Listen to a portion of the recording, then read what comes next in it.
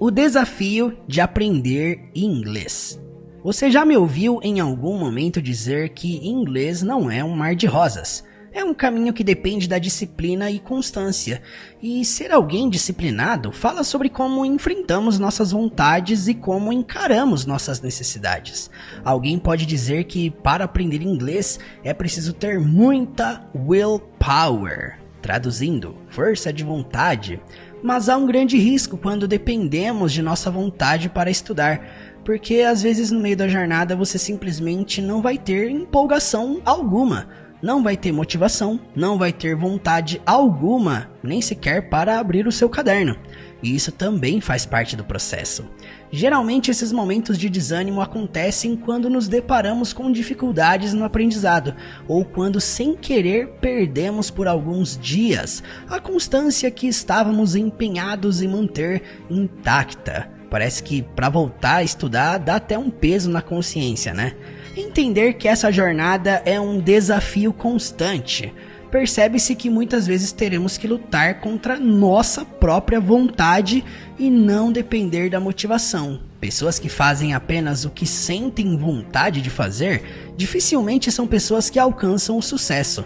Conquistar qualquer coisa que vale a pena na vida requer esforço, requer dedicação, foco e muita perseverança. A forma como lidamos com nossos estudos fala muito sobre quem somos, quais as nossas motivações e o que nos guia para chegarmos a um fim de sucesso. Se eu estudo apenas quando tenho vontade, apenas quando me dá na telha, apenas quando a água bate na bunda, né? Significa que eu sou alguém que depende de motivações externas para seguir adiante. Agora, se eu me posiciono como alguém que paga o preço, que acorda cedo para estudar, que dorme um pouquinho mais tarde para consumir um pouquinho mais de conteúdo, que aproveita as horas vagas do dia para ouvir, assistir ou ler coisas em inglês, nós não temos poder sobre a colheita, mas temos total poder sobre o plantio, o que escolhemos plantar hoje para colher amanhã. Eu ainda não conheci alguém que se tornou fluente sem se dedicar constantemente, mas eu já conheci centenas de pessoas que começaram com um gás imenso nos primeiros dias, porém quando a força de vontade diminuiu, abandonou na primeira circunstância negativa.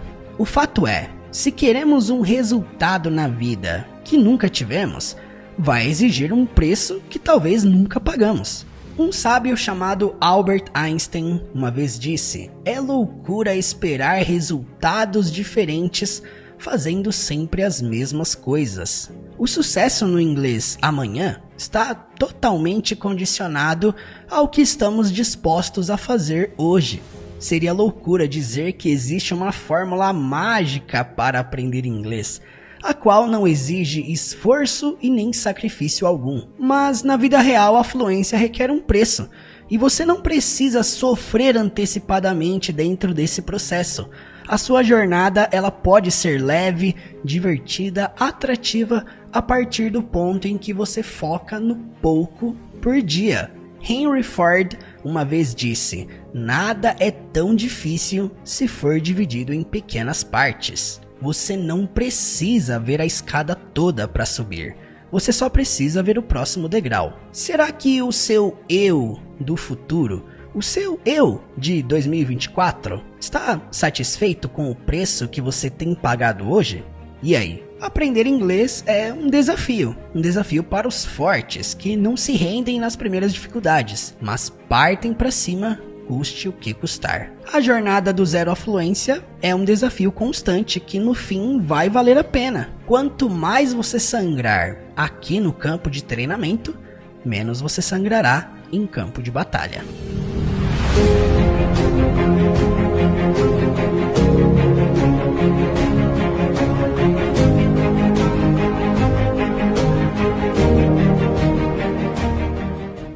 Hello people, sejam bem-vindos a mais uma aula da semana rumo à fluência. Está começando nesse exato momento a aula número 2, com o tema Dominando Presente, Passado e Futuro.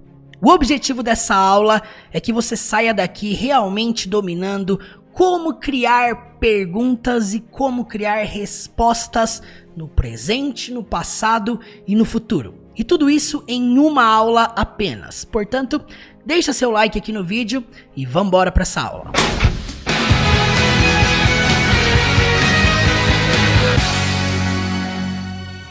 O principal propósito da semana rumo à fluência é descomplicar o inglês e mostrar que qualquer pessoa, independentemente da idade, independente de onde estudou, ou de onde veio, ou para onde vai, qualquer pessoa, independentemente da condição, qualquer pessoa é capaz de aprender inglês. E ontem, na primeira aula dessa série, nós falamos que um dos fatores principais de um bom aprendizado é o aluno ter dedicação, desempenho e principalmente disciplina. Nós ressaltamos aqui que a principal responsabilidade é da pessoa que está estudando e que sem disciplina e sem constância ninguém vai para lugar algum. Se por acaso você está me assistindo nesse exato momento e você ainda não assistiu a aula anterior, a aula número 1, Destravando o Inglês, que foi a primeira aula dessa série,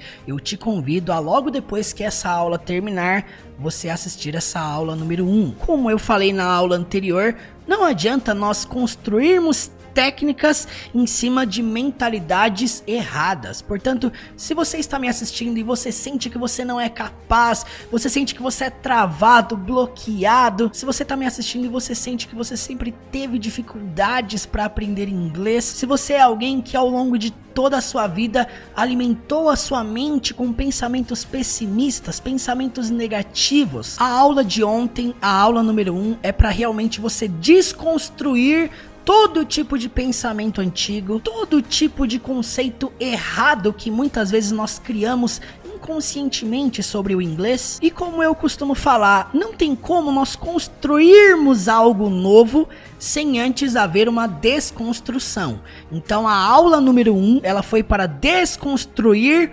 padrões. E a aula número 2, nós vamos começar a construir uma base sólida. E nós ressaltamos que sem disciplina, sem constância, ninguém vai para lugar algum. Ontem nós falamos aqui sobre os principais fatores internos que nos impedem de alcançar a fluência. E hoje eu quero falar aqui sobre o fator externo. Muitas vezes, muitas pessoas se sentem travadas, bloqueadas de aprender por conta do método a qual elas estão estudando. Se qualquer método de estudo for ineficiente, raso, superficial, confortável demais, não espere resultados grandiosos. Ontem nós ressaltamos aqui que o que define um método ser eficiente é o fato dele te conduzir a praticar a sua escrita, leitura, audição e fala. As 4 habilidades do inglês, nós falamos sobre elas aqui ontem, né? Ouvir, falar, ler e escrever. Hoje nós percebemos que tá cheio de metodologia, inventando fórmulas, trazendo coisas que muitas vezes não são relevantes, e a gente acaba percebendo que muitas metodologias plantam uma grande enrolação na cabeça do aluno. O famoso encher linguiça. Gente, eu passei mais da metade da minha vida dentro de escolas de idiomas. Cerca de 18 anos, somando como aluno e professor. E eu falo pra você, a maioria das escolas, a maioria das metodologias não querem que você fique fluente. Pouquíssimas escolas estão realmente preocupadas com o seu sucesso. É claro que a escola não vai falar isso na sua cara, mas o grande fato é que as escolas estão preocupadas em manter você ali dentro da sala de aula por mais tempo possível, que é uma matemática muito simples e lógica. Quanto mais tempo você fica na escola, mais tempo você paga para a escola e no final mais tempo você vai demorar para alcançar a fluência. Isso se você chegar lá, né? Métodos que foram desenvolvidos para você aprender inglês em torno de 5 a 10 anos. Isso aqui não é brincadeira. Metodologias que levam 5 anos para ensinar coisas que você pode aprender em menos de um ano. E isso aqui não é meme, não é brincadeira, é realmente fato. Você pode pesquisar isso na internet. E aí você percebe que no final tem mais gente tentando tornar o inglês complicado, complexo, do que gente tentando torná-lo simples, acessível e descomplicado. O que eu vou te apresentar nesta aula de hoje é um exemplo de algo que eu demorei cerca de 3 anos para entender como que funcionava, para ter a noção geral da coisa. Então o nosso intuito aqui nesta aula de hoje é realmente descomplicar. Nesta aula de hoje nós vamos falar sobre presente, sobre passado, sobre futuro da maneira mais simples e objetiva possível. Então eu gostaria que a partir desse momento você se desligasse das suas distrações, você desativasse as notificações do seu celular.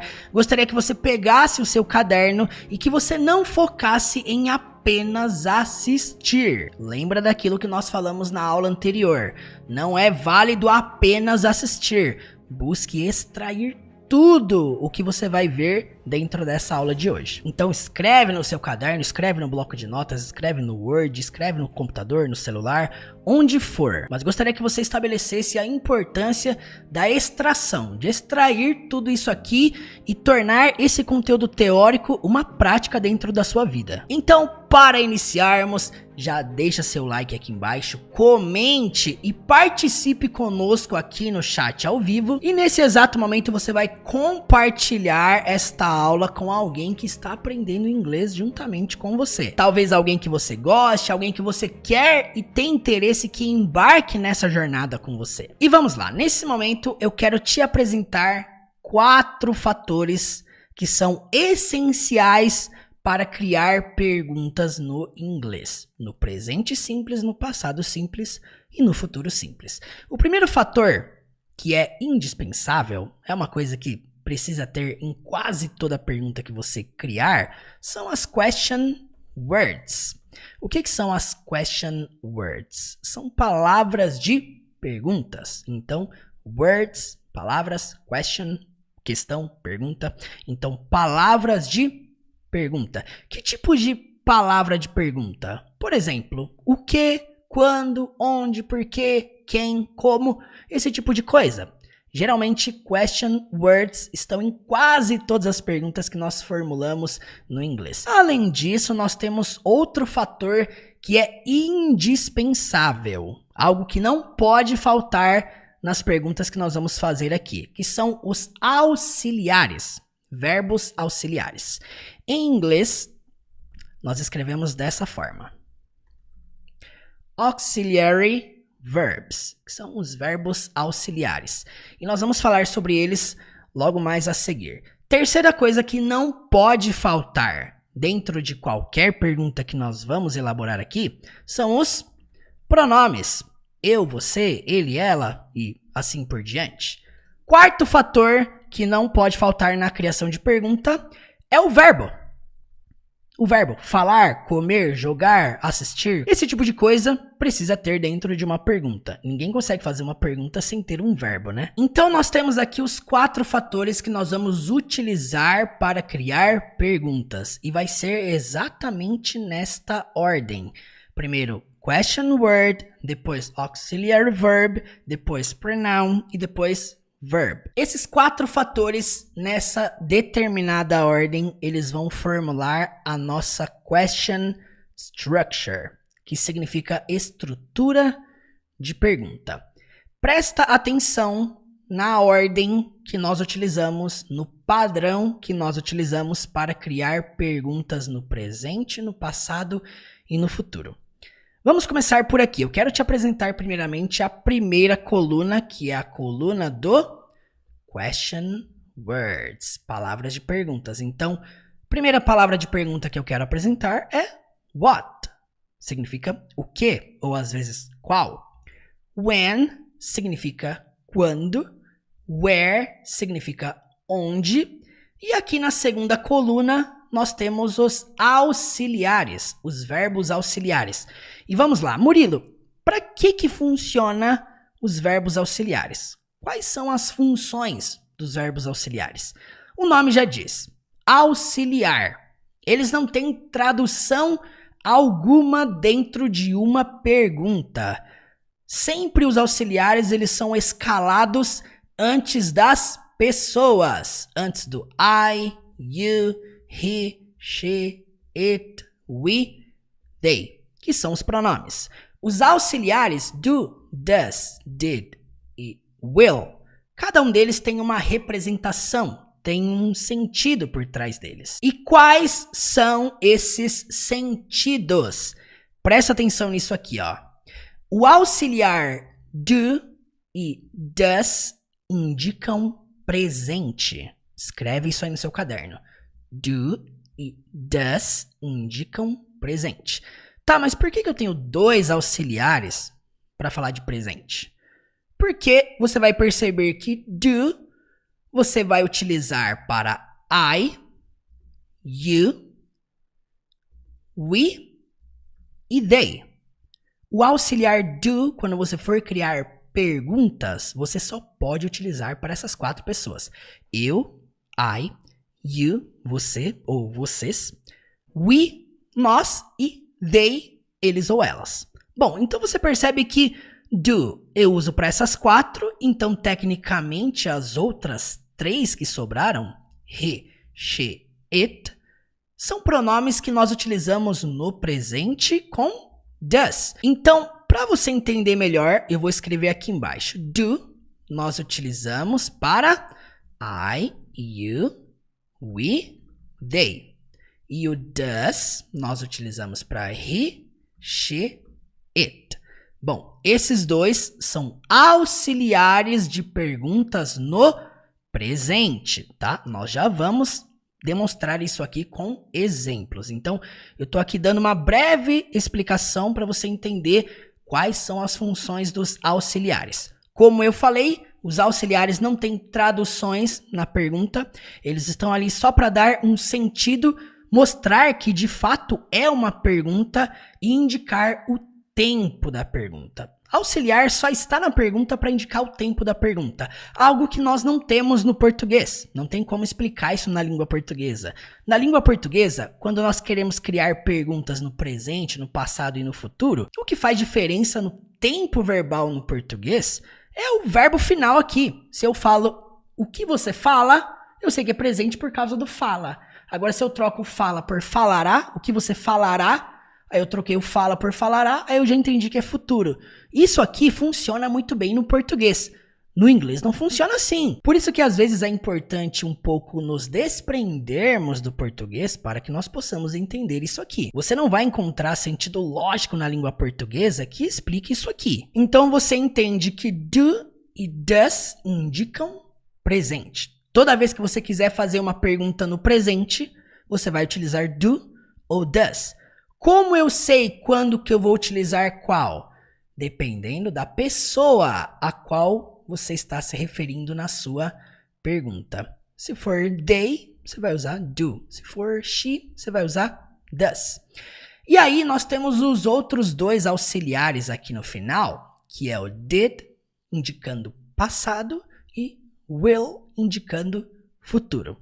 Então aqui é muito mais simples, porque nós entendemos que did você usa para todos os pronomes e will você também usa para todos os pronomes, todas as pessoas. Eu, você, ele, ela e assim por diante.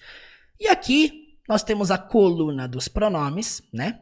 Eu, você, ele, ela.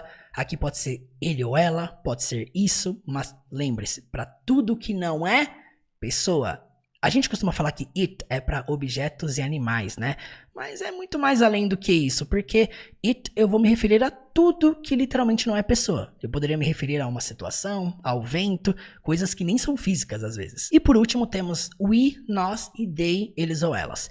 E aí nós temos aqui a última coluna da question structure, que são os verbos comuns. Eu coloquei aqui common verbs, verbos comuns. Speak, falar, work, trabalhar ou às vezes funcionar, play, atuar, brincar, jogar, read, ler, watch, assistir, go, ir, study, estudar. Quando nós analisamos a estrutura de pergunta, a question structure, dessa forma, você percebe que é muito mais simples do que parece você criar perguntas no presente, no passado, no futuro, usando esta ordem. Você vai perceber que toda e qualquer pergunta que você for criar no presente, passado ou futuro, você vai perceber que ela vai começar ou nessa coluna das question words, what, when, where, e tem mais palavras que essas, né? Tem porquê, como, enfim, nós não vamos explorar as outras porque o foco aqui não é expandir vocabulário, mas é mostrar como que funciona a estrutura. Se você conhece outras, por quê, como, enfim, acrescente no seu vocabulário, acrescente nos seus estudos, na sua prática, mas eu quero te mostrar que toda e qualquer palavra de pergunta você encaixaria nessa ordem aqui, sempre no começo. A sua pergunta, geralmente, ela vai começar dessa coluna ou dessa. A sua pergunta, grava isso no seu caderno, a sua pergunta, ela jamais começa com o pronome. Independentemente do tamanho da sua pergunta, ela sempre vai começar ou com a question word ou com o auxiliar. Pergunta sem auxiliar não é pergunta. Você precisa disso aqui para dar um sentido à sua pergunta, para mostrar em que tempo que você tá. Agora que você entendeu como que você cria perguntas no presente, no passado e no futuro, o que que nós precisamos fazer? Agora que você entendeu, agora que você conheceu, nós vamos aplicar e criar perguntas. Então vamos lá. Eu trouxe aqui um exemplo de pergunta. What do you read? What do you read? Significa o que você lê. Bom, aqui nós percebemos que nós usamos do, o que indica presente. Nós usamos you, significa você ou vocês, dependendo do contexto. E usamos o verbo read, da sua forma comum mesmo. Ou seja, percebemos que pelo fato de usar do, a minha pergunta está sendo feita no presente. O que você lê. Não é o que você leu e não é o que você vai ler. Não, é o que você lê. What do you read? E se por acaso eu trocasse o auxiliar da pergunta? Lembra aquilo que eu falei? O auxiliar, ele manda no tempo da pergunta. Se eu troco o auxiliar, eu mudo o sentido completo da pergunta. Portanto, se eu troco do, por exemplo, por did, que representa passado, a minha pergunta deixa de ser o que você lê e passa a ser o que você leu. What did you read? Perceba aquilo que eu falei aqui sobre a língua portuguesa. No português, nós alteramos o verbo. Aqui no inglês, você não altera o verbo, você altera o auxiliar. O auxiliar aqui é o que manda no tempo da pergunta. Você não precisa ficar preocupado na sua pergunta em ter que mudar o verbo aqui. Ah, eu preciso saber como é que é o verbo no presente, no passado, no futuro. Não, você não precisa. Em qualquer pergunta, você vai usar o modo comum do verbo. Você não vai fazer alterações aqui na última coluna, você vai fazer alterações aqui para definir o tempo verbal da sua pergunta. Portanto, quando alguém te pergunta what do you read, é o que você lê. Presente, o que você lê? Agora, se eu pergunto what did you read, a minha pergunta passa a ser o que você leu. Em algum momento do seu passado, o que você leu? What did you read? Bom, aqui nós percebemos que o auxiliar manda no tempo da pergunta. Se eu, por acaso, trocar did por will, você percebe que aqui eu já mudo também o sentido da minha pergunta? Ao invés de o que você leu, agora passa a ser o que você lerá. O que você vai ler? O que você lerá? What will you read? Percebe, gente? Se eu pergunto what do you read? What did you read? What will you read? São perguntas muito diferentes apenas pelo fato de trocar o auxiliar. Então vamos fazer o seguinte aqui, vamos explorar possibilidades de perguntas que nós poderíamos criar com essa estrutura. Vamos supor que eu quero perguntar quando. Começar com quando. When. Quando, eu quero perguntar quando você assiste. Quando você assiste? Quando você assiste é uma pergunta no presente. Não é quando assistiu e não é quando vai assistir, é quando assiste. Então, do. Beleza. You, você. Watch, assiste. When do you watch? Mas vamos supor que eu quero saber quando você assistiu. Basta pegar o do e trocar por did, passando a ser when did you watch? Quando você assistiu. Vamos supor que eu quero perguntar aonde você vai jogar, onde você jogará. Bom, primeira coisa para me entender aqui é que watch vai passar a ser play, o verbo jogar, certo? Então, onde você jogará, eu teria que trocar o when por where. E aí, did por will. E a minha pergunta passa a ser where will you play? Where will you play? Onde você jogará ou vai jogar. Nós temos o hábito no português de colocar tudo no futuro com vai. Dificilmente você fala eu almoçarei, jogarei, dormirei, descansarei e depois irei para o futebol. Não, você costuma falar tudo com vai, né? Coloca o vou em tudo. Eu vou jogar, eu vou estudar, eu vou fazer, eu vou assistir, eu vou dormir, eu vou trabalhar. E no inglês nós usamos o will. Tudo que você quiser falar no futuro, coloca o will. Ou seja, where will you play? Quando você vai jogar? Quando você jogará? Enfim, eu queria saber se ficou clara essa explicação sobre a estrutura de pergunta. Aqui basta você fazer algumas leves alterações para mudar para o que, quando e onde, presente, passado e futuro. Perguntas sobre qualquer pessoa você pode fazer aqui. Lembrando um fator muito importante, sempre que você faz perguntas com he, she, it. Por exemplo, eu estou aqui no futuro. Where will... Vamos supor que eu quero perguntar com she. Onde ela jogará? Onde ela vai jogar? Lembrando que esse she, geralmente he ou she ou it, nós podemos substituir por nomes. No caso she, nomes femininos, he, nomes masculinos. Portanto, where will Maria play? O que eu estou perguntando? Onde a Maria jogará? Lembrando então que he, she, it são substituíveis por nomes próprios. Portanto, where will Maria play? Onde a Maria jogará? Enfim, este é um exemplo aí de como você pode utilizar os pronomes de maneira adequada. Pessoal, agora nós vamos fazer aqui um tipo de exercício prático para nós aplicarmos essa criação de perguntas e nós vamos fazer da seguinte forma. O nome do exercício é traduzindo perguntas. Então nós vamos começar aqui com quando eles irão. Vamos supor, você quer elaborar essa pergunta veio na sua cabeça em português e você precisa fazer aquele processo rápido de tradução. E vamos lá, quando eles irão? E qual que é a primeira coisa que eu tenho que analisar dentro dessa pergunta? O tempo verbal dela. Quando eles irão é presente, passado ou futuro. Aqui dá para perceber que pelo fato de estar irão é uma pergunta feita no futuro. Portanto, eu sei que nessa pergunta eu vou usar will.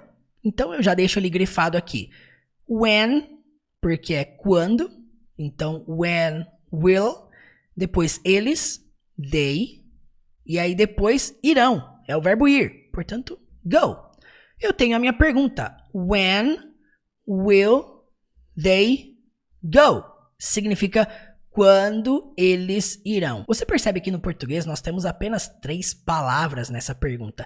Não é porque tem 3 palavras aqui que no inglês vai ter 3 palavras também. Eu não posso vir aqui e inventar a ordem de pergunta que eu quero. Eu não posso vir aqui e falar assim, when they go. Por que eu não posso fazer isso ao pé da letra? When they go. Porque aí eu não vou definir o principal, o tempo da minha pergunta. Por isso que é importante entender essa estrutura. Senão a sua pergunta fica sem tempo verbal. Então, presta atenção. Quando eles irão? When will they go? Quando eles irão? When will they go? Vamos para o próximo exemplo. Onde ele trabalhou? Primeiramente, onde? Where? Ele, bom, eu sei que é o he, certo? Então já vou deixar o he grifado aqui. Trabalhou está no passado. Então eu vou grifar o verbo trabalhar e vou colocar aqui o did. Por quê? Porque a pergunta está no passado. Portanto, where did he work? Onde ele trabalhou? Where did he work? Temos uma pergunta no passado. Próximo exemplo, o que você lê? Percebemos que a pergunta começa com what, o que? Portanto, what do you read? Como que eu sei que é do? Porque o verbo está no presente, ler. Não está no passado, nem está no futuro. Então, what do you read? Da mesma forma, eu não posso apenas criar a pergunta dizendo assim, ó, what you read? Não, tem que ter o auxiliar para indicar o tempo que eu tô. Vamos lá, próximo exemplo. Onde ele jogou? Mais uma vez, uma pergunta com 3 palavras, na qual nós precisamos definir, primeiramente, qual o tempo verbal da pergunta. Jogou, passado. Então, já grifamos o did. Onde? Where. Grifamos o where. Jogou, verbo play. Ele, he. Então, olha só, por coincidência, está tudo numa linha só. Where did he play? Então, where did he play? Onde ele jogou? Se por acaso fosse onde ele joga, aí seria presente, só que não seria presente com do, seria presente com does. Por quê? Porque como nós falamos, does no presente é o que nós usamos para he, she, it. Além disso, lembrando aqui, nós poderíamos até colocar o nome de alguém. Onde o João jogou. Onde o João jogou? Where did he? Poderia ser where did João play? Então percebe? É um exemplo de pergunta para você criar. Where did e a pessoa play.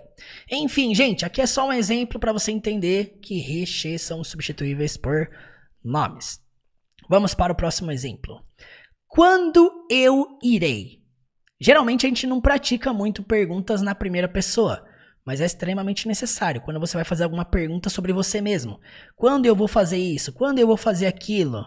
Enfim, existe esse tipo de possibilidade. Portanto, vamos lá. Quando, when, eu, I, irei, futuro. Então, will. E irei, além disso, é o verbo ir. Portanto, when will I go? Olha só, when will I go? When will I go? Quando eu irei. Quando eu irei. When will I go? Próximo exemplo, o que ela estudou? Então, o que já começa com what. Estudou está no passado, então did, o verbo study. E ela. O que ela estudou? What did she study? What did she study? O que ela estudou? Próximo exemplo. O que você assiste? É uma pergunta que está no presente, feita com you e com what, com o verbo também assistir, watch. Nós temos uma diferencinha aqui de pronúncia, tá? What, aqui você não enfatiza o T e aqui você enfatiza o TCH, watch, watch. Então aqui tem um watch, mais forte, watch. E aqui é what. Então, what do you watch? What do you watch? Repete comigo aí. What do you watch? What do you watch? O que você assiste? Próximo exemplo, vamos lá. Onde ele brinca? Como eu falei com vocês, o verbo brincar, ele pode ser o verbo play. Ele pode ser jogar, atuar, brincar. E aí, onde, where, ele, he. E a pergunta está sendo feita no presente, porque não é onde ele brincou e nem onde ele vai brincar. Portanto, é presente does. Por que é does? Porque eu estou fazendo uma pergunta com he, terceira pessoa. Portanto, where does he play? Onde ele brinca. Poderia ser onde ele joga, onde ele atua. Where does he play? Murilo, como que eu vou saber a diferença quando é brincar, quando é jogar, quando é atuar? Certas coisas você não vai traduzir pelas palavras, você vai perceber o contexto. Então, where does he play? Aqui nesse exemplo é onde ele brinca. Where does he play? Próximo exemplo, onde vocês irão? Aqui nós precisamos lembrar que you significa você, mas também significa vocês. E aí nós precisamos lembrar que go é o verbo ir e que will, you, go, né? Vocês irão. E aí, onde? Where. Então, where will you go? Onde vocês irão? Essa pergunta, where will you go, poderia ser onde você irá. Só que aqui, onde vocês irão, mostra que a pergunta ela tem um duplo sentido também. Então, mostra que se eu chego para algumas pessoas, né, um grupo de pessoas, e eu pergunto, where will you go? Obviamente que devido ao contexto, eu estou me referindo a todas elas. Onde vocês irão? Where will you go? Agora, se eu chego para uma pessoa apenas e faço a mesma pergunta com as mesmas palavras, o contexto indica que eu estou perguntando onde você irá para uma pessoa só. É isso que eu falo quando eu digo que certas coisas você só vai perceber pelo contexto. Então, where will you go? Onde vocês irão? Ou onde você irá? Próximo exemplo, presta atenção. O que elas leram? Então, what, leram, tá no passado, é o verbo read. E aí, did, porque está no passado, né? E elas, não é she, tá bom? Se fosse ela, o que ela leu, aí seria she, mas aqui é they. Lembrando que they é eles ou elas. Então, what did they read? What did they read? What did they read? Uma coisa que é muito importante, que você não pode esquecer quando você for formular qualquer pergunta no inglês, é você mudar o seu tom de voz. Ninguém faz pergunta como se estivesse afirmando, né? Você já pensou eu fazendo uma pergunta no inglês com o mesmo tom de voz de uma afirmação? Por exemplo, what did they read? Você percebe que não dá para perceber que é uma pergunta? A entonação é um dos fatores principais quando você está criando perguntas. E nós temos essa tendência, às vezes mecânica, né, de criar uma pergunta como se estivesse fazendo uma afirmação. É importantíssimo mudar o tom de voz quando fazemos perguntas, ok? Partindo para o próximo exemplo, olha só. O que você falará? What will you speak? Futuro, né? Falará. Então, o que você falará? What will you speak? Você percebe que quando nós juntamos will, que termina com o som do L, né? Will, juntamos com you, é normal falar will you speak, certo? E aí, próximo exemplo, olha só que interessante, nós temos aqui uma pergunta com duas palavras apenas. Ele joga? Ele joga? Você pode pensar assim, é simples traduzir isso, é só falar he play e já era. Mas não! Lembre-se, a pergunta só é pergunta se tem auxiliar. Isso aqui não tem auxiliar, então precisa de um auxiliar. Então, tá no presente? Sim. Então bota um does aí na frente e pergunta does he play? Does he play? Ele joga?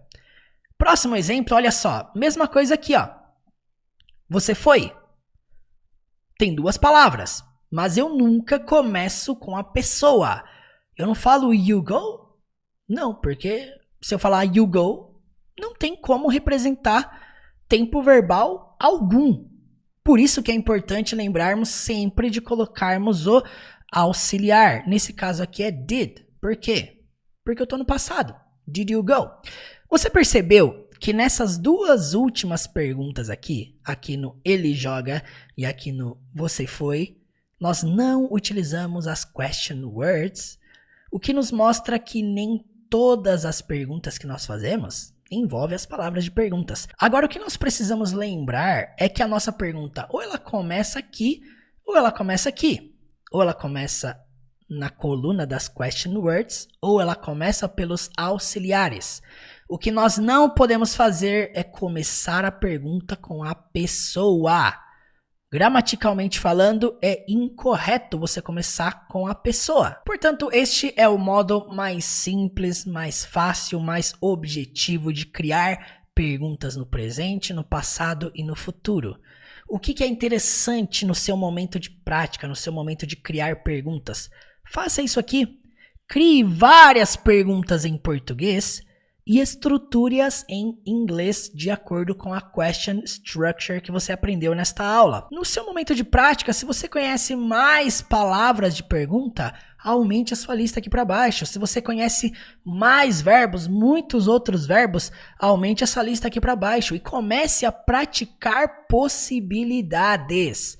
Não adianta nada nós termos esse conhecimento da estrutura, termos esse conhecimento da ordem, se nós não praticarmos. Isso aqui é algo que nós ressaltamos firme na aula anterior. Não adianta você apenas gastar sua energia em conhecer isso aqui.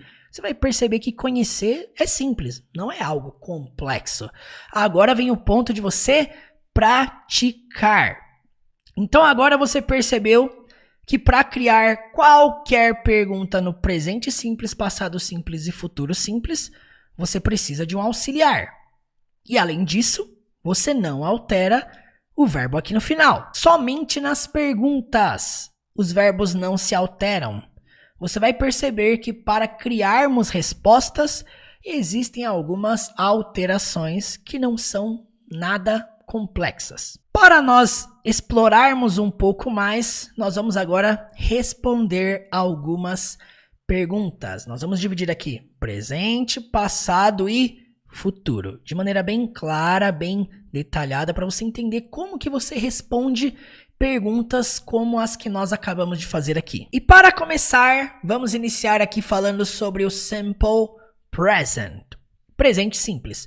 Como nós falamos, o presente simples, quando nós criamos perguntas, ou nós usamos do, ou nós usamos does. Lembrando, do para I, you, we, they, e does para he, she, it. E aqui, para melhor representação, nós vamos trabalhar com exemplos. Primeiro exemplo, do you speak English? Um tipo de pergunta que você tem duas respostas possíveis. Primeiro, yes, I speak English. Sim, eu falo inglês. No, I don't speak English. Não, eu não falo inglês. Então você percebe que quando você quer afirmar, você fala I speak. Maneira mais simples, eu falo. E quando você quer negar algo que você não faz, lembrando, nós estamos no presente, você utiliza don't, que é a forma negativa do do. Portanto, I don't speak, eu não falo. Então, quando você usa esse termo, don't, ele indica algo que você não faz. Estamos dentro do presente simples. Muitas pessoas confundem porque existem vários termos que significam o não. Por que que aqui no é não e aqui don't também é não? Você precisa entrar dentro da estrutura. Entrando dentro da estrutura, você vai perceber que qualquer coisa que você negue no inglês, no presente, com as pessoas I, you, we e they, você sempre vai usar don't. É dessa forma que nós precisamos enxergar o inglês. É realmente, em certos pontos, você se desprender do português, porque você vai tentar encontrar sentido nisso aqui no português e você não vai achar, não adianta. Então grava na sua mente o seguinte, toda vez que eu quero falar algo que eu não faço, eu vou usar o don't.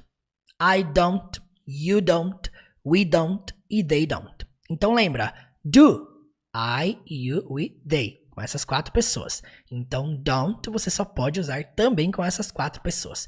E você percebe? Nós não alteramos o verbo falar. Nem na pergunta, nem na afirmação e nem na frase negativa. Próximo exemplo aqui para nós explorarmos. Does indica presente e indica terceira pessoa. Terceira pessoa é aquilo lá, né? Eu sou a primeira, você é a segunda. Terceira é sempre a pessoa na qual nós estamos falando sobre. Ou seja, eu estou falando sobre ele, estou fofocando sobre ele. Ele fala inglês? Does he speak English? Então lembra, does é o tipo de auxiliar que nós usamos no presente na terceira pessoa. He, she, it. Portanto, does he speak English? Ele fala inglês? Aqui vai ficar um pouco diferente. Nós temos uma regra a acrescentar aqui. Yes, he speaks English. Aqui nós percebemos que o speak, ele passa a ser speaks. Essa é uma regra do presente simples.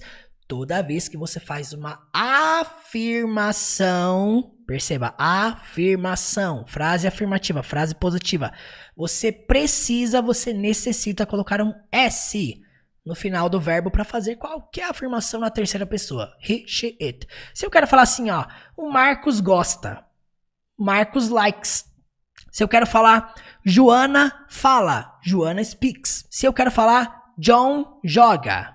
John plays. Se por acaso eu quiser falar o Murilo vai. Murilo goes. Percebe que qualquer afirmação que você faça no presente, na terceira pessoa, he, she, it, você vai precisar colocar um S no final do verbo. Só que isso só acontece nas frases afirmativas, gente. Quer dizer que quando eu faço uma frase negativa, eu faço da seguinte forma. No, he, e agora não vai ser don't, vai ser a forma negativa do does, que é o doesn't. Então, no, he doesn't speak English. Então, nós percebemos que agora nós não usamos mais don't, nós usamos doesn't, e nós não alteramos o speak. Nós não falamos doesn't speaks, nós falamos doesn't speak. Se você bater o olho nessa regra, você vai perceber que não é uma coisa complexa.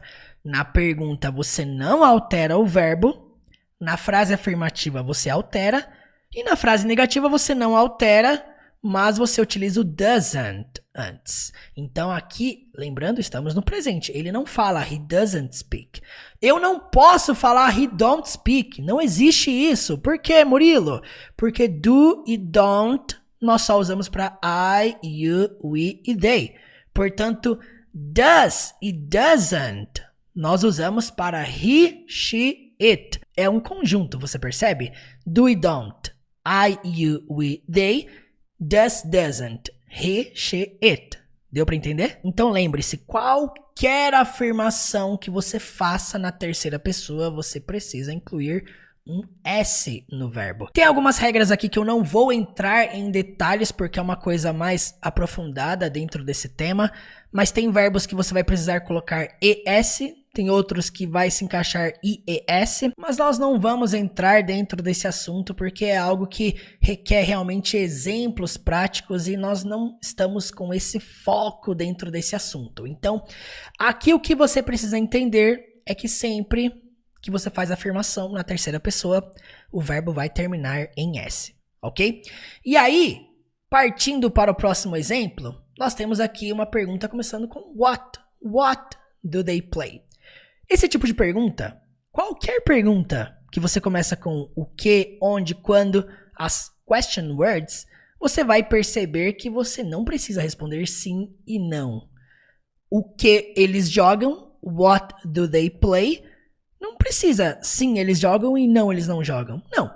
A pergunta ela está exigindo um tipo de resposta apenas. Eu quero saber o que eles jogam. Vamos supor que você é uma pessoa de poucas palavras e você não quer dar a resposta completa. Você é uma pessoa preguiçosa e direto ao ponto. Então, o que eles jogam? Eu quero responder futebol. Soccer.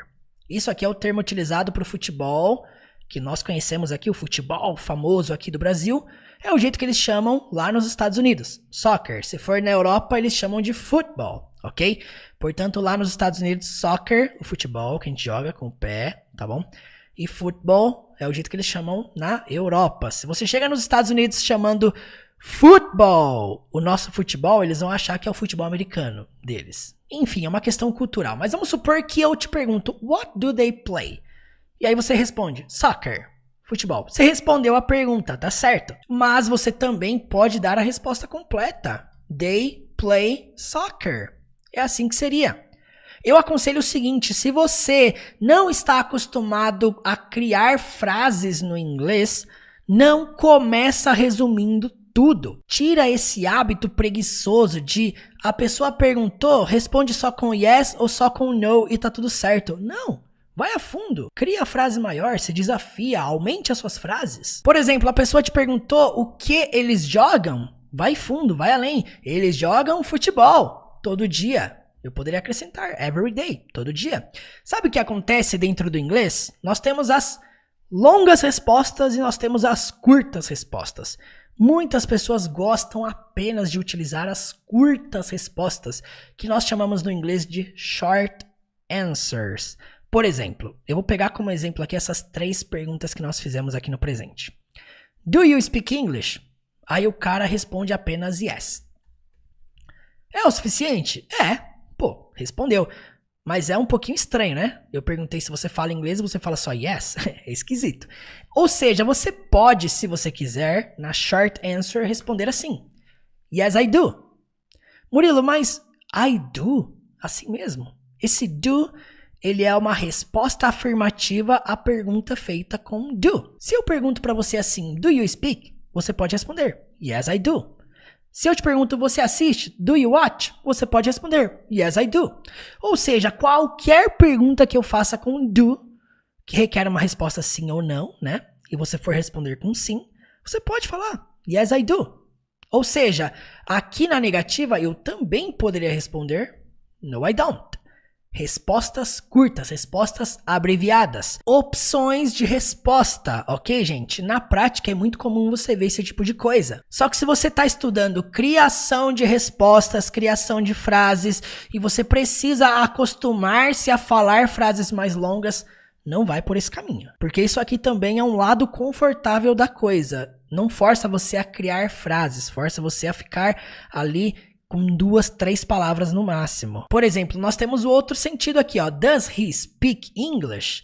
A resposta poderia ser yes, he does. Assim como poderia ser também no, he doesn't. Resumindo, gente, você tem o caminho preguiçoso e você tem o caminho a qual exige um pouquinho mais de esforço. O problema de você se adaptar com esse tipo de resposta é que quando você for precisar criar uma frase maior, você vai ter dificuldade. Então, esses foram os 3 exemplos com presente. Agora vamos explorar aqui um pouco do simple past, passado simples. Vamos lá, primeira pergunta aqui como exemplo. What did they watch? O que eles assistiram? Bom, passado, né? O que eles assistiram? Nós precisamos entender que o que é a palavra-chave. Eu poderia responder só o nome da série, o nome do filme que eles assistiram? Poderia, mas nós vamos fazer aqui a resposta completa, a complete answer. Então vamos lá. What did they watch? O que eles assistiram? Vamos supor que eu quero falar assim, ó. Eles assistiram.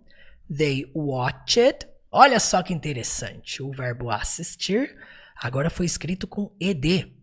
Watched. Ou seja, isso aqui nos mostra que assistir no passado, quando eu estou afirmando, eu tenho que colocar um ed.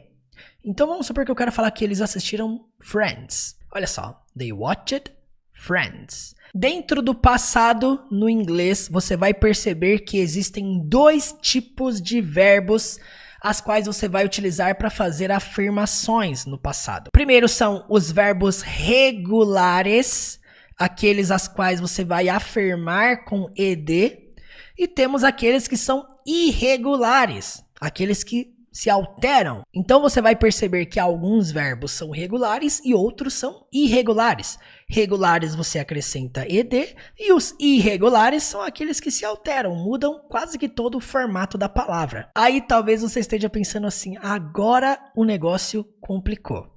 Como que eu sei quando é verbo regular, quando é verbo irregular? Aqui é uma coisa realmente mais profunda. Você precisa aqui nesse nível conhecer verbos, se habituar com os verbos. Saber que, por exemplo, speak é o verbo falar. Speak, quando eu estou afirmando, eu não falo I speaked, assim igual watch. Não, eu falo como? I spoke. Ó, você percebe que o speak virou spoke, eu falei. Aqui é uma coisa que você só percebe se você conhece o verbo. Se eu nunca tivesse visto a palavra speak, eu não saberia que no passado seria spoke. Da mesma forma, quando nós temos o verbo ir, por exemplo. Se eu quero falar eu vou, I go. Mas se eu quero falar eu fui, go passa a ser o verbo went. Quer dizer que went é o passado do go. O que mostra que essas 2 palavras são exemplos de verbos irregulares. São verbos que você não põe ed. São verbos que mudam para um novo formato. Mas lembre-se, essa alteração de acrescentar ed ou de mudar a forma são coisas que só acontecem nas afirmações. Ok? Nem em frases negativas, somente nas afirmações. Vamos lá para mais um exemplo. Se eu te pergunto assim, ó, where did you go? Onde você foi? Primeiramente, eu não vou responder com I go, porque eu não estou no presente. Se eu falo I go, fica eu vou. Não, eu tenho que colocar o verbo go no passado. E aí você estudando inglês, você dentro do método do curso do Teacher Murilo, você percebe que go no passado é went. Então, quando você fala I went, eu fui. E aí você vai escrever da seguinte forma. I went to church. Eu fui para a igreja. I went to church. Então você percebe? Go no passado ficou went. Por isso que é importante conhecermos os verbos e sabermos como eles são escritos no passado. Aqui na descrição desse vídeo eu vou disponibilizar uma lista de verbos regulares e uma lista de verbos irregulares. Se você nunca se deparou com isso, pode ser um choque para você. Saber que palavras no presente, às vezes no passado, são alteradas para modos que você nem imaginava. Mas é aquilo, o que nós percebemos aqui é que os verbos só se alteram quando fazemos afirmações. Olha só esse próximo exemplo. Did he speak English? Ele falou inglês? Eu tenho duas respostas. Sim, ele falou inglês. E não, ele não falou inglês. Resposta afirmativa. Yes, he spoke English. Como nós falamos aqui, speak no passado é spoke. Então, alteramos para spoke. Yes, he spoke English. Porém, na resposta negativa, nós vamos pegar o did e transformar em didn't. Então, no, he didn't speak English. Olha só que interessante. Nós acrescentamos didn't e não alteramos o speak. Resumindo, você só precisa conhecer os verbos no passado, os verbos regulares, os verbos irregulares, para quando você for fazer afirmações. Nem na pergunta nós alteramos, nós só alteramos na frase afirmativa. Isso é uma regra que você precisa lembrar. Você só altera na frase afirmativa. É semelhante à regra do presente simples que a gente viu aqui, onde só se altera quando a gente faz frase afirmativa. Quando a gente fala lá, yes, he speaks English. Aí altera, mas na negativa não altera. Então, você percebe que é semelhante? Aqui alterou. Yes, he speaks. Lá embaixo, no passado simples, também alterou. O que isso tem em comum? Só alterou na afirmativa. Então aqui vai a minha dica para você que quer dominar o passado no inglês. E é engraçado porque isso aqui é passado simples, é o simple past. É o modo mais fácil de criar frases no passado. Nós temos present perfect, que é uma outra estrutura que não está dentro disso aqui que nós estamos falando, mas nós temos uma aula específica falando sobre present perfect aqui no canal, chamada Descomplicando o Present Perfect. Uma aula mais avançada, muito mais além do que isso aqui que nós temos falado aqui, mas não adianta você estudar uma estrutura avançada sem ter o domínio básico do Simple Present, Simple Past e Simple Future. Aqui é muito importante você não só gastar energia em conhecer essas estruturas, mas em também utilizá-las. Nós vamos agora explorar aqui um pouco do Simple Future. Vamos lá. Primeira pergunta, will you speak English? Você falará inglês? Resposta afirmativa, yes, I will speak English. Resposta negativa, no, I won't speak English. Gente, eu gosto muito do futuro, porque o futuro basta você acrescentar will, se for afirmativa, e won't, se for negativa, antes do verbo. E nós não alteramos verbo algum. Tem coisa melhor que futuro, gente? Fala a verdade. Eu não entendo porque na minha vida, quando eu estudava inglês, as pessoas ensinavam sobre will no terceiro, quarto ano de curso. Ah, mas é um modal verb, é uma estrutura diferenciada. Ah, mas é um assunto sobre futuro, né? Geralmente a gente aprende o presente primeiro. Mas ó, você percebe que é uma coisa muito fácil, muito simples. Will you speak English? Yes, I will speak English. No, I won't speak English. Então, sim, eu falarei inglês. Não, eu não falarei inglês. Sem alterar verbo. Partindo para o próximo exemplo, what will you play? O que você vai jogar? I will play games. Eu vou jogar jogos. I will play games. Bom, é um exemplo do que eu vou fazer.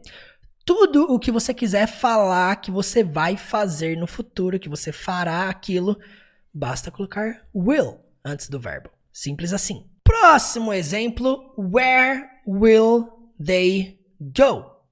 Onde eles irão, ou pode ser onde elas irão, né? A minha resposta sobre eles vai ser they will go to school. Eles irão para a escola. Eles vão para a escola no futuro. Eles irão para a escola. They will go to school. Vamos aqui então fazer um breve resumão. Se eu quero falar, eu falo inglês, I speak English. Se eu quero falar, eu falei inglês, I spoke English. Se eu quero falar que eu falarei, eu vou falar inglês. É dessa forma, I will speak English. Presta atenção, presente, passado e futuro. Deu para entender? Alguma pergunta, alguma dúvida? Manda aqui nos comentários. Vamos supor que eu quero transformar essas 3 frases em frases negativas. Olha só o que eu fiz. Eu copiei e colei aqui embaixo. Para você ver que não é tão complexo assim quanto aparenta. Vamos lá. I speak English. Eu falo inglês. Mas vamos supor que eu quero transformar essa frase em frase negativa. Vai passar a ser I don't speak English. Ah, eu falei inglês. I spoke English. Se eu quero passar isso para a forma negativa, eu vou acrescentar o didn't. Só que aí eu não vou deixar spoke. Eu vou deixar speak. E vai ficar I didn't speak English. E agora eu quero falar que eu não falarei inglês. Eu vou passar o will para won't. Olha só, gente. Nós temos os 3 termos de pergunta aqui. Don't, didn't e won't. E além disso, nós não acrescentamos aqui o he, né? Eu poderia ter falado aqui, ó. He doesn't speak English. Ele não fala inglês. Ó, 4 tipos de não. Cada um no seu sentido exato. Então você percebe? Aqui nós temos I speak English. Eu falo inglês. Se fosse ele fala inglês, he speaks English. Eu falei inglês. I spoke English. I will speak English. Eu falarei inglês. E na forma negativa, eu não falo inglês, ele não fala inglês, eu não falei inglês e eu não falarei inglês. E se caso você quiser criar perguntas, é importante lembrar que o auxiliar vem antes da pessoa. Então, do you speak English? Does he speak English? Did he speak English? Will he speak English? Levando em consideração que nós só alteramos os auxiliares. Sempre quando você for estudar inglês, preza por fazer os 3 formatos de frase. Frases afirmativas, frases negativas e frases interrogativas. Isso aqui para qualquer estrutura que você for estudar no inglês, tá? Qualquer, absolutamente qualquer estrutura. Estude-as como você faz frases afirmativas, frases negativas e perguntas. Uma coisa aqui que eu queria ressaltar, por que essa abreviação don't, doesn't, didn't, won't, por que elas são feitas desse jeito? Eu quero te mostrar o seguinte, presta atenção aqui, grava isso aqui no seu caderno. Don't é uma abreviação de do not, ok? Doesn't é uma abreviação de does not. Assim como didn't é uma abreviação de did not. E won't é uma abreviação de will not. Isso quer dizer, isso nos mostra que se por acaso eu não quiser falar de maneira contraída, e se eu quiser falar assim, ó, I do not speak English, desse jeito aqui, ó, posso falar. Não tem absolutamente nada de errado. Quando eu falo I do not e quando eu falo don't, é a mesma coisa. Então, I do not speak English, I does not speak English, I did not speak English, I will not speak English. Tudo depende da entonação da sua frase. Então, isso aqui é para você entender o que é essa contração, como que elas são construídas, por que elas são escritas dessa forma, modos diferentes de você expressar a mesma coisa. Tudo isso que nós falamos aqui no presente, passado e futuro, frase afirmativa, frase negativa e frases interrogativas, é para você realmente descomplicar na sua cabeça o modo de você criar perguntas, o modo de você criar respostas, o modo de você visualizar o inglês e parar de tentar achar sentido no português em coisas que você vai precisar entender dentro da língua. É por isso que nós falamos tanto sobre pensar em inglês. Não estou dizendo que você deve abandonar o português para aprender inglês. Não, não é isso. Mas às vezes você vai precisar se desvincular e parar de procurar sentido em tudo, em tentar criar frase em inglês como se você estivesse criando frase em português. Você percebe que só o fato de existir esses auxiliares já mostra que a nossa língua portuguesa é diferente da língua inglesa. E nós não podemos querer criar frases no inglês do mesmo jeito que você cria frase em português. Não vai funcionar. Pode ser que você levante a seguinte pergunta depois de tudo isso. Murilo, mas e o verbo to be? Aonde que o verbo to be se encaixa nisso tudo? Aliás, se eu te perguntar o que é verbo to be, você saberia me responder?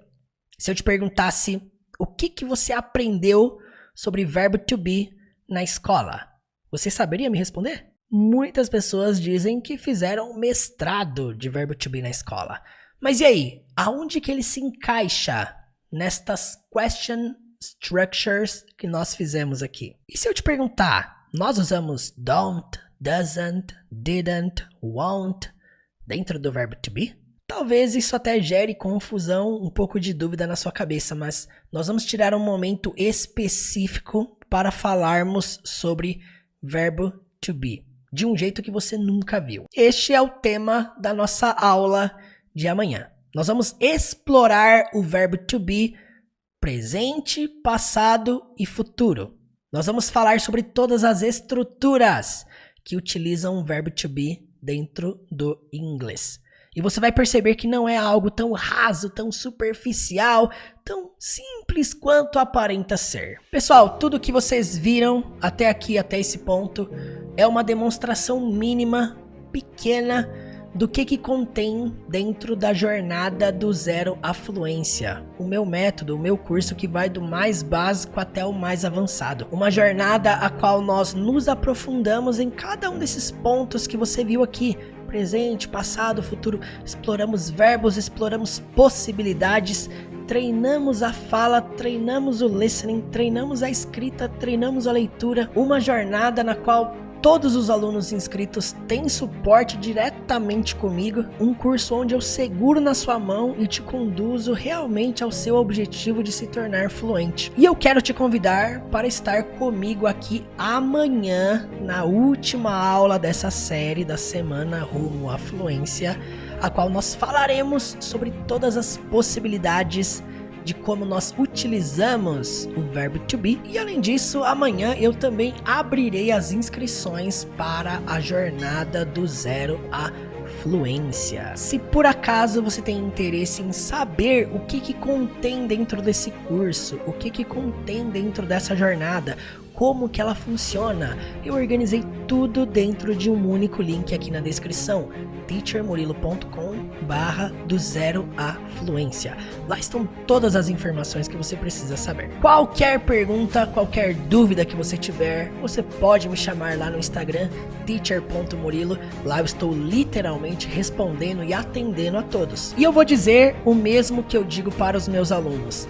Você não está sozinho, sozinha nesta jornada. Se você quer ir rápido, vai sozinho. Se você quer ir longe, vá com alguém. Então amanhã não perca a última aula dessa série, a qual nós vamos descomplicar de fato o verbo to be e entender todas as estruturas as quais utilizamos o verbo ser ou estar. Então amanhã você não vai só aprender, conhecer, mas descomplicar e também praticar tudo sobre essa estrutura que muita gente se confunde. Eu conto com você nessa e não saia dessa aula sem deixar o seu like, o seu comentário dizendo o que você achou dessa aula especial. Se tudo isso te ajudou, compartilhe com alguém que está nessa jornada rumo à fluência com você. Não esqueça mesmo de me seguir lá no Instagram, teacher.murilo. Lá tem dicas de inglês absolutamente todos os dias. Muito obrigado pela atenção e eu te vejo amanhã neste mesmo horário, neste mesmo canal. Até lá! E o meu propósito aqui na internet é ser uma placa. Placa só tem uma única função: indicar a direção correta. Hello guys! Convite para você consuma inglês da vida real todos os dias. Caso você não saiba, a essência da memorização é a prática. A maioria das coisas você não diferencia pela tradução, você diferencia pelo contexto. A gente tem muito a agregar um ao outro, essas centenas de regras, e deve estar pensando assim: eu nunca vou decorar isso. Estudem bastante com este vasto conteúdo que segue uma metodologia eficaz rumo à fluência. Você tem o meu suporte. Eu desenvolvi uma jornada, aulas especiais completamente diferenciada. Qualquer pessoa que se dedica, não tem coisa melhor do que se falar sem ter nenhum medo de errar. Como estudar inglês com filme? Por acaso se sente confuso? Mas como é que eu faço então? Que não poderia faltar um canal que ensina inglês com filme. Prático e simples de aprender inglês. Uma das minhas principais intenções aqui nesse trabalho além de ensinar, é despertar interesse para algo que é importante. Eu espero poder continuar fazendo esse trabalho pelo resto da minha vida, mas de uma forma que você aprenda a criar frases com naturalidade, com espontaneidade. Se você é fã deste método de aprender inglês, eu decidi trazer aqui para vocês hoje.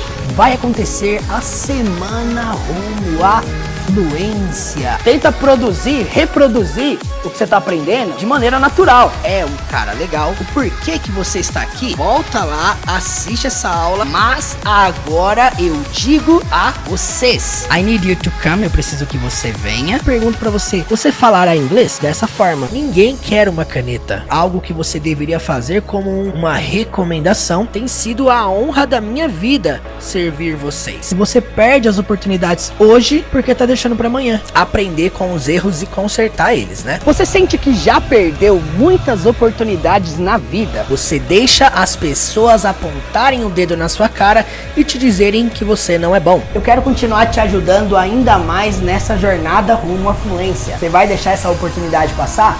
Qual vai ser o seu próximo passo?